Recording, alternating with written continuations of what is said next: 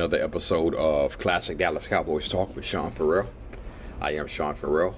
God is great all the time. All the time, God is great. Jesus Christ is King. Let's not waste no more time. Let's get right to it. So, when Darren Woodson came into the league as a rookie in 1992, okay, he came into the league as a rookie. He said he should be starting over James Washington as a rookie. Okay, so James Washington came over from the Rams in 1990 as a Plan B free agent. Okay, he was with the Cowboys from 1990 to 1994, and he wasn't starting right off the bat. You know, he was behind Vince Albritton. Okay, so it was Ray Horton and Vince Albritton in the secondary. Then James Washington slowly but surely worked his way into the starting safety role alongside Horton. So, the draft Woodson in 1992. He says he should be starting over James Washington, okay? But he mainly played on special teams. Darren Woodson did. And he also saw some regular game action too, but he was mainly behind James Washington. So fast forward to the opening game of the 1993 season, okay? They're playing the Redskins. Emmitt Smith is holding out. They got Derek Lahasek in. He actually gained 75 yards on 16 carries. Derek Lahasek did that game. And he blocked pretty decently for Troy Aikman. But still, we lost the game to the Redskins in a rout. Anyway, but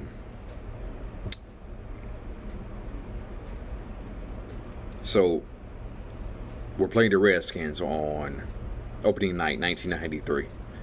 And James Washington is performing poorly in that game, okay?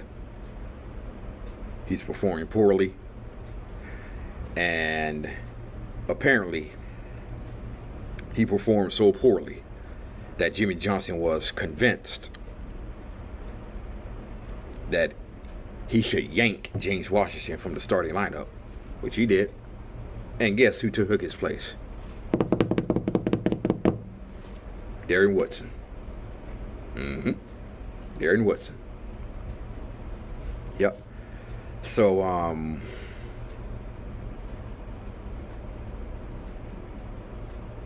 Darren Woodson took his place in the starting lineup. Actually, what happened was the previous season, Ray Horton was still the starting free safety, but he got hurt. Ray Horton got hurt. Then Thomas Everett, who we had acquired during preseason, Thomas Everett was a starter. And Ray Horton was behind Thomas Everett. Okay. So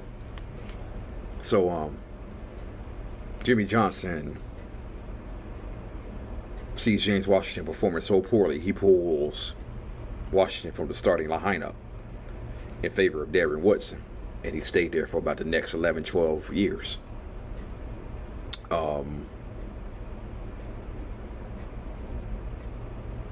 Now, fast forward to Super Bowl 29 versus the Buffalo Bills. Okay. The Cowboys are trailing 13-6.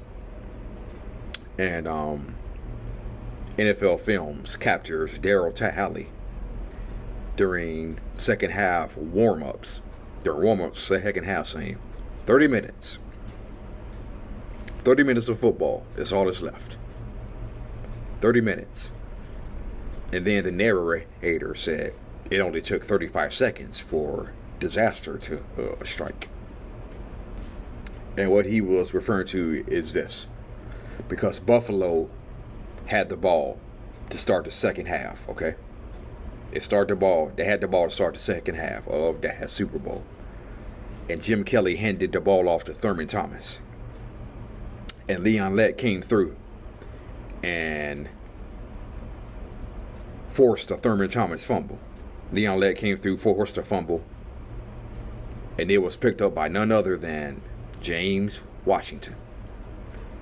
James Washington picked it up and ran all the way back for the game-changing, momentum-changing touchdown. Okay?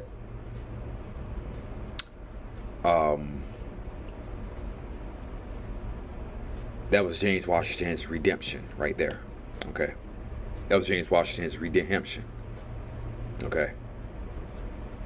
Not only did he return a fumble for a touchdown, he also picked off Jim Kelly in that second half. Not only did he pick off Jim Kelly, he came out of nowhere, because I don't believe Jim Kelly saw him when James Washington cut directly in front of Don Beebe and intercepted the pass. And Brad Sham, the Cowboys announcer, still is to his day, said, "Intercepted James Washington. Where did he come from?" So, it was also redemption for Leon Lett too. Okay, the big cat. We all remember what happened on Thanksgiving Day against the Dolphins.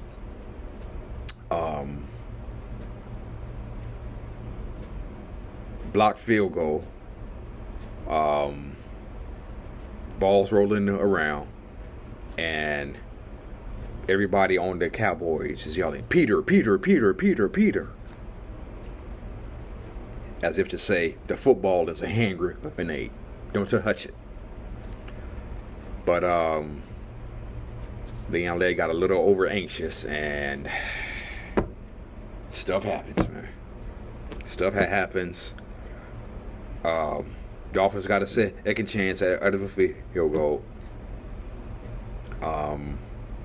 Leon Lett was ostracized.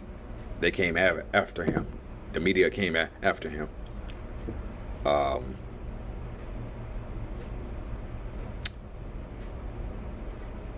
Sort of like the time, the 52-17 Super Bowl, which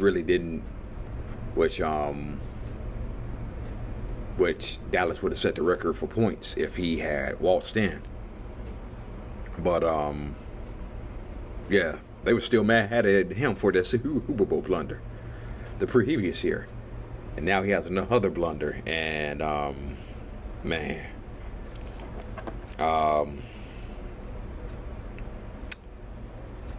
Jimmy Johnson had some encouraging words for Leon Lett.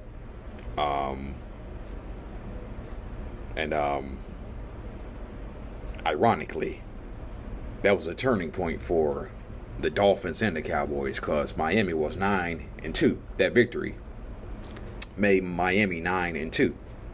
Then they didn't win another game for the rest of the year. I mean, it's the playoffs. The Cowboys did not lose another game for the rest of the year. Okay, so redemption stories for James Washington and Leon Lett, and happy for them both. All right, that's it.